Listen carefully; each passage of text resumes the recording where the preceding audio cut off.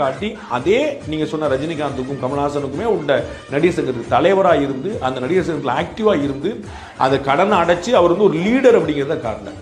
சினிமாலையும் அதை செஞ்ச மாதிரியே அரசியலையும் செஞ்சிருப்பார். அரசியல் அவருக்கு வந்து உடல் நலம் ஒத்துழைக்கும், வேற ஒன்றும் உடல் நலம் ஒத்துழைச்சுன்னா கருணாநிதி ஜெயலலிதாவுடைய மறைவுல அந்த வெற்றிடம்னு ரஜினி அவர்கள் கண்ட வெற்றிடத்தை இவர் நிரப்பியிருப்பார்.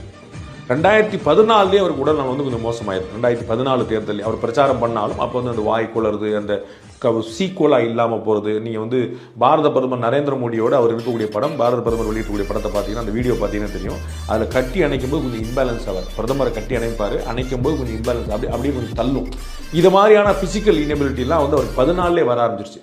ஸோ 16 தேர்தலில் அவரை முன்னிறுத்தி தேர்தல் சந்திச்சாலும் அவரால் ஹேண்டில் பண்ண முடியல. ஸோ 19, 21 ஜெயலலிதா கருணாநிதி 2 பேருமே இல்லை. ஒருவேளை இவருக்கு உடல்நிலை சரியா இருந்திருந்தா இந்த கருணாநிதி ஜெயலலிதா இல்லாத 19 தேர்தலே அவர் ஒரு பெஞ்ச் மார்க் கிரியேட் பண்ணிருப்பார். 21 ஒரு ஆட்சியை பிடிச்சிருந்தா கூட ஆச்சரியப்பட்டிருக்க மாட்டேன்.